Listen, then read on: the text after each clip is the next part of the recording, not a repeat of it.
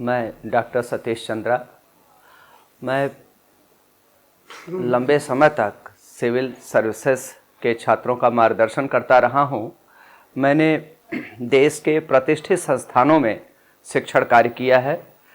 मैं प्रयागराज के अधिकांश जो बड़ी संस्थाएं रही, Rao IAS, Krishna coaching, Sachdeva UPT college और कैरियर कोचिंग, इसमें शिक्षण कार्य किया। और मैंने सिविल सर्विसेज यूपीएससी की मुख्य परीक्षा लिखा, यूपी कमीशन की कई मुख्य परीक्षाओं को फेस किया। और इसके पश्चात मैं दिल्ली की एक प्रतिष्ठित संस्था बाजीराव आईएएस एकेडमी में भी शिक्षण कार्य कर चुका हूँ। वर्तमान समय में मैं डाइट प्रवक्ता के पद पर कार्यरत हूँ। मैंने असिस्टेंट प्रोफेसर यूपी की लिखित परीक्षा में सर्वाधिक अंक प्राप्त करने का गौरव भी मुझे प्राप्त है। और मैं माध्यमिक शिक्षा सेवा चयन बोर्ड प्रवक्ता भूगोल विषय 2011-13 में भी चयनित रहा हूं। और 2016 प्रवक्ता भूगोल में प्रदेश में प्रथम स्थान पर चयनित रहा हूं। मैं भूगोल विषय में डॉक्टरेट है मेरा। मैं भूवैज्ञानिक के पद पर भी कार्य कर चुका हूं। और मेरा सर्वाधिक जो अनुभव है वह सिविल सर्विसेज के छात्रों का मार्गदर्शन की दिशा में हमारा अधिक अनुभव रहा है। और मेरे पढ़ाए हुए छात्र वर्तमान समय में कई प्रतिष्ठित सेवाओं में और बड़े सिविल सेवा के अति महत्वपूर्ण पदों को सुशोभित कर रहे हैं। आज मैं अपने छात्रों के लिए UP PCS Uttar Pradesh provincial civil services का जो परीक्षा है उसकी प्रारंभिक, मुख्य और साक्षात्कार परीक्षा के विषय में बच्चों से कुछ बात करना चाह रहा हूं। इसमें देखिए, जो प्रारंभिक परीक्षा होती है, यूपी पीसीएस की परीक्षा 3 चरणों से होकर गुजरती है। प्रारंभिक परीक्षा, मुख्य परीक्षा और साक्षात्कार। जो प्रारंभिक परीक्षा होती है इसमें 2 प्रश्न पत्र होते हैं। पहला प्रश्न पत्र जो होता है सामान्य अध्ययन पेपर 1 और दूसरा है सामान्य अध्ययन पेपर 2। जनरली पहले सामान्य अध्ययन जनरल स्टडीज पेपर 1 को जनरल स्टडीज पेपर भी बोलते हैं और जनरल स्टडीज पेपर 2 को सी सैट पेपर भी बोलते हैं। तो जो जनरल स्टडीज 1 है उसमें जीएस होता है, सामान्य अध्ययन के प्रश्न होते हैं। उसमें भारत और अधिकांश प्रश्न भारत के इतिहास से होता है, कुछ भारत के विश्व के इतिहास से भी होता है, लेकिन इतिहास में ज़्यादा प्रश्न भारत के इतिहास से होते हैं। भारत का इतिहास है, भारत और विश्व दोनों का भूगोल है। इसके अलावा अर्थव्यवस्था के प्रश्न हैं, राज्य व्यवस्था के प्रश्न हैं, जैव विविधता बायोडाइवर्सिटी से रिलेटेड प्रश्न हैं। उसको आप पर्यावरण भूगोल कह सकते हैं, संपूर्ण पर्यावरण भूगोल से प्रश्न आते हैं। इसके अलावा science and technology, current affairs, इनके प्रश्न आते हैं पेपर 1 में। 150 क्वेश्चंस होते हैं पेपर 1 में and 150 questions carry 200 marks. Total marks होता है 200 का, 200 का, और समय होता है 2 घंटे का। ऑब्जेक्टिव प्रकृति होती है प्रश्न पत्र की और इसमें ओएमआर सीट पर प्रश्नों के आंसर्स भरने होते हैं। और जो प्रीलिम्स का रिजल्ट बनता है वो इसी फर्स्ट पेपर पर ही डिपेंड करता है। जो पेपर 2 होता है, जिससे जनरल स्टडीज पेपर 2 या सी सैट पेपर बोलते हैं, इसमें 100 क्वेश्चंस होते हैं और ये 200 मार्क्स का होता है। और ईच क्वेश्चन कैरी 2 मार्क्स, मतलब इसमें 100 क्वेश्चन हुआ, 200 मार्क्स का हुआ और 2 आवर्स का क्वेश्चन हुआ, 2 आवर्स का पेपर हुआ, 2 घंटे का पेपर हुआ। इसमें सी सैट का क्वेश्चन होता है, इसमें मैथ्स के अर्थमेटिक का क्वेश्चन ज़्यादा होता है, मैथ्स का क्वेश्चन होता है, रीजनिंग होता है, सामान्य जनरल इंग्लिश होता है, जनरल हिंदी होता है, इंटरपर्सनल स्किल से संबंधित कुछ क्वेश्चन होते हैं, डिसीजन मेकिंग से संबंधित क्वेश्चन होते हैं, शिष्टाचार आदि से संबंधित कुछ क्वेश्चन होते हैं, प्रशासनिक अभिरुचि से संबंधित कुछ प्रश्न होते हैं।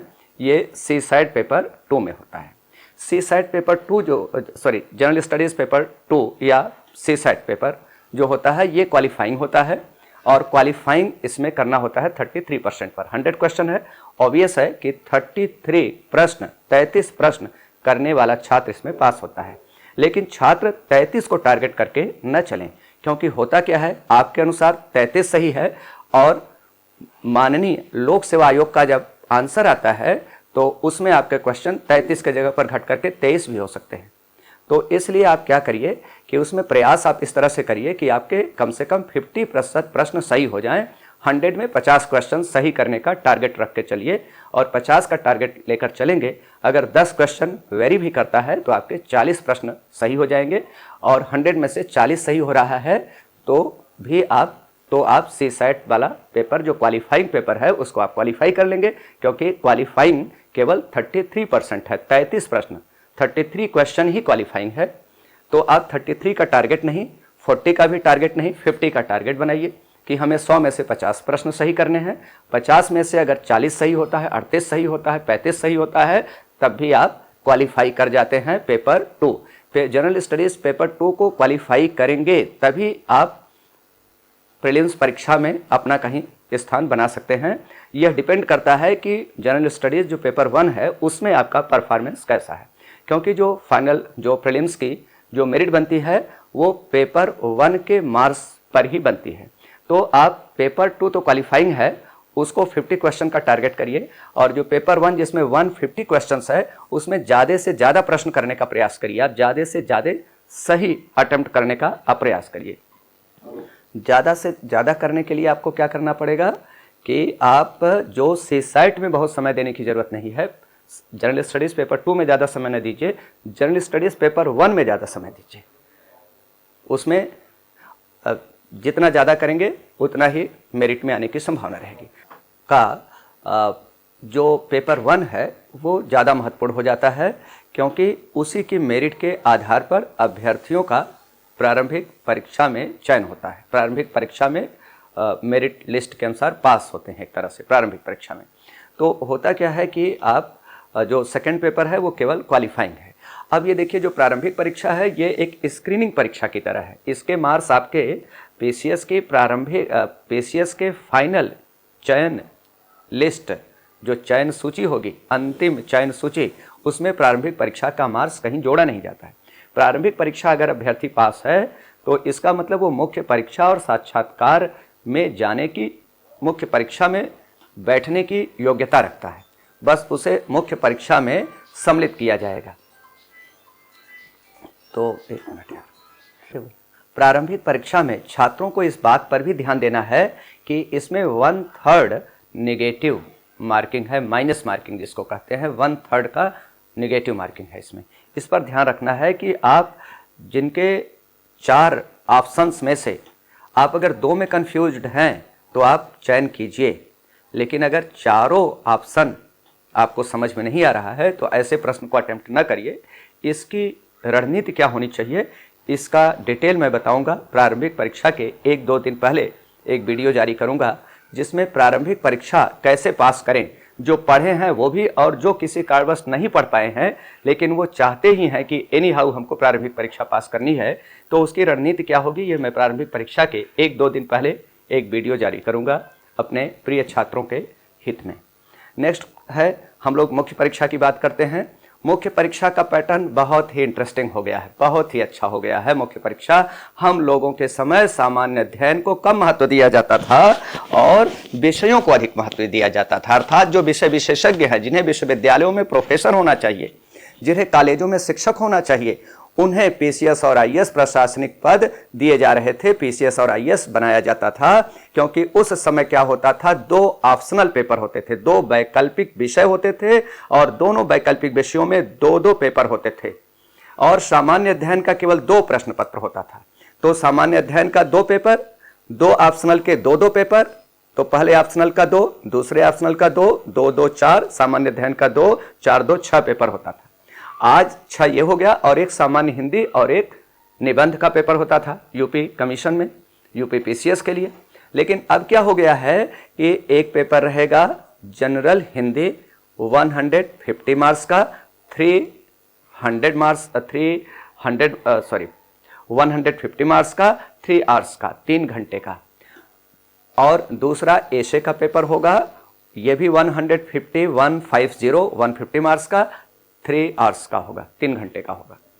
और सामान्य अध्ययन का पेपर जो 2 हुआ करता था, बाद में सामान्य अध्ययन के 4 पेपर हुए, 2 ऑप्शनल की जगह पर 1 ऑप्शनल हो गया। और अब ये परिवर्तन आ गया है कि यूपी कमीशन ने वैकल्पिक विषयों को हटा दिया है, ऑप्शनल सब्जेक्ट्स को हटा दिया है, और अब सामान्य अध्ययन के 6 प्रश्न पत्र होंगे। 6 प्रश्न पत्र, कितना आसान हो गया है। पहला paper general studies paper 1, general studies paper 2, general studies paper 3, general studies paper 4, general studies paper 5, general studies paper 6। General studies paper 1 जो होता है, इसमें है भारत और विश्व का इतिहास, भारत और विश्व का भूगोल और सोशल इश्यूज। ये 3 बड़े बड़े पार्ट्स हैं। इनका डिटेल मैं आगे के वीडियोस में आपको भेजूंगा। जो दूसरा, ये भी प्रश्न पत्र होगा 3 घंटे का और 200 मार्क्स का, 200 अंक का होगा, 3 घंटे का होगा और सब्जेक्टिव होगा, मतलब लिखना होगा, कंप्रीहेंसिव टाइप का प्रश्न पत्र होगा। लेकिन अब उसको कंप्रीहेंसिव भी कहना बहुत उचित नहीं है, क्योंकि 100 शब्दों का है, 50 शब्द का है, 150 शब्द का है, अधिकतम 200 शब्दों का प्रश्न हो सकता है। पहले की तरह नहीं है कि 500 शब्दों का, ऐसा नहीं है। तो इसके बाद जो पेपर 2 है, पेपर 2 जो होता है, इसमें राज्य व्यवस्था है, पॉलिटी है, कॉन्स्टिट्यूशन है, संविधान है, और अंतर्राष्ट्रीय संबंध, इंटरनेशनल रिलेशंस है। और इसके अलावा इंटरनेशनल रिलेशंस के अलावा इसमें सामान्य अध्ययन जो दूसरा प्रश्न पत्र है, इंटरनेशनल रिलेशंस के अलावा सोशल इश्यूज है। अच्छा, जो पेपर 1 है उसमें सोशल इश्यूज नहीं है। पेपर 1 में है भारत और विश्व का इतिहास, भारत और विश्व का भूगोल और उत्तर प्रदेश का भौगोलिक परिचय, यह पेपर 1 में है, बड़े जो इसके हेडिंग है।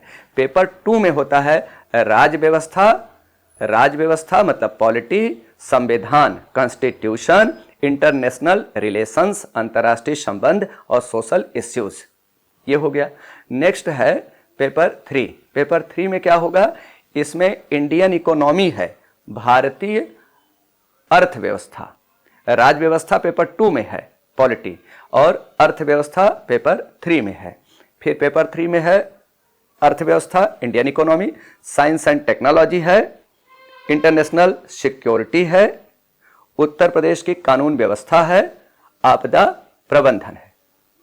इसके अलावा जैव विविधता और ऐसे छोटे छोटे टॉपिक्स को भी आप, पर्यावरण के भी कुछ महत्वपूर्ण टॉपिक हैं उसमें। ये पेपर 3 हो गया। पेपर 4 में क्या है, पेपर 4 जो है वो एथिक्स है, इंटीग्रिटी पर आधारित है, नैतिकता और सत्यनिष्ठा पर आधारित प्रश्न है पेपर 4। पेपर 4 में एथिक्स है, शिष्टाचार है, केस स्टडीज है, केस स्टडी है या केसेस स्टडी कह सकते हैं। केस स्टडी को एक से अधिक केसेस रहते हैं, केसेस स्टडी है। और इसके अलावा है निर्णय लेने की क्षमता, निर्णय लेने की क्षमता, डिसीजन मेकिंग से संबंधित प्रश्न रहेंगे। और इंटरपर्सनल स्किल या प्रशासनिक अभिरुचि से संबंधित प्रश्न रहेंगे पेपर 4 में।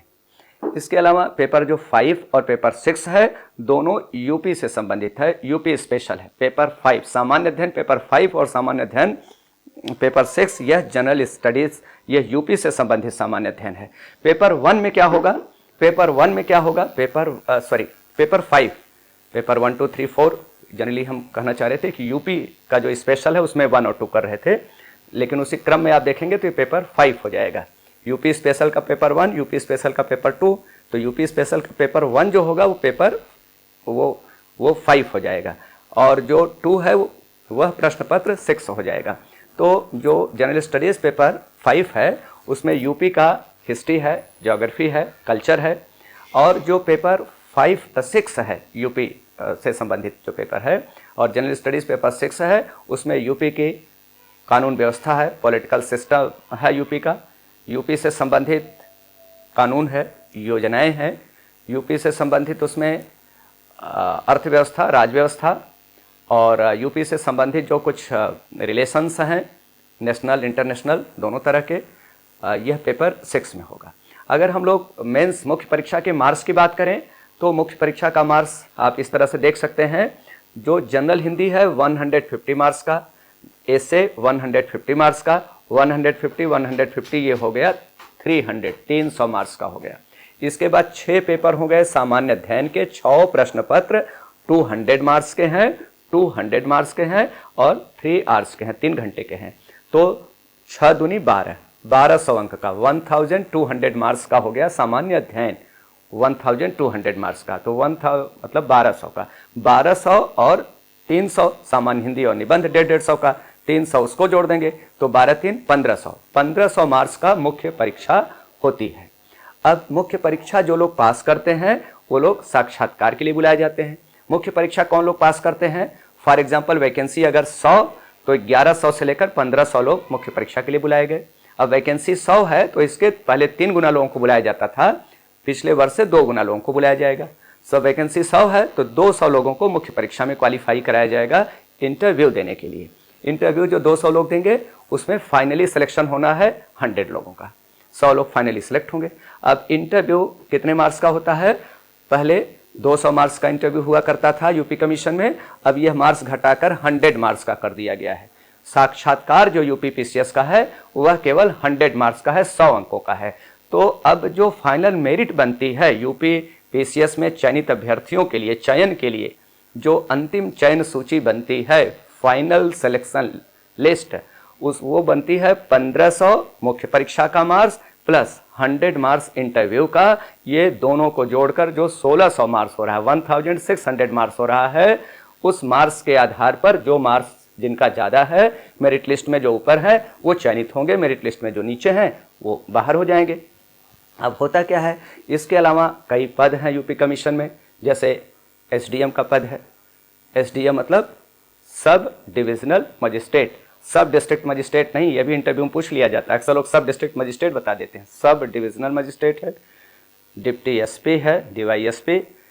इसके अलावा एआरटीओ का पद होता है, बेसिक शिक्षा अधिकारी का पद होता है, डीआईओएस का पद होता है, सीनियर डाइट लेक्चरर का पद होता है, बीडीओ का पद होता है, तहसीलदार का पद होता है, नायब तहसीलदार का पद होता है, ट्रेजरी ऑफिसर का पद होता है, सीटीओ कमर्शियल टैक्स ऑफिसर का पद होता है, assistant commissioner trade and tax का पद होता है। ऐसे कई महत्वपूर्ण और ऐसे पद होते हैं जिस पर रह करके आप अपने प्रदेश और राष्ट्र की सेवा कर सकते हैं, सम्मान पा सकते हैं और वेतन के रूप में अच्छा वेतन भी प्राप्त कर सकते हैं। और मैं चाहता हूं कि जो छात्र तैयारी कर रहे हैं वो इसको समझें, और वीडियो में मैं उनको रणनीति बताऊंगा कि कैसे वो प्रारंभिक परीक्षा में अच्छा करें, मुख्य परीक्षा में किस प्रकार अच्छा प्रदर्शन करें, और साक्षात्कार के लिए उनका क्या अप्रोच होना चाहिए, उस पर हम आगे के वीडियोस में डिस्कस करेंगे। देखते रहिए, छात्रों के साथ मैं हमेशा तैयार हूं। जब मेरी उम्र 21 की हुई थी तब से मैं सिविल सेवा के छात्रों का मार्गदर्शन कर रहा हूं, जबकि मैं खुद सिविल सेवा की प्रारंभिक परीक्षा में बैठ रहा था। शायद राइटिंग एबिलिटी बहुत अच्छी न होने के कारण उस समय मैं बहुत अच्छा नहीं कर पाता था। बाद में गुरु की भूमिका में हो गया और मेरे मार्गदर्शन में हजारों छात्र सिविल सेवा परीक्षा में चयनित हुए। शायद भगवान ने मुझे चाणक्य के रूप में ही जन्म दिया था। समुद्रगुप्त की भूमिका में बहुत अच्छा निर्वहन नहीं कर पाता हूँ। मैं चाणक्य की भूमिका में हमेशा आपका मार्गदर्शन करता रहूँगा।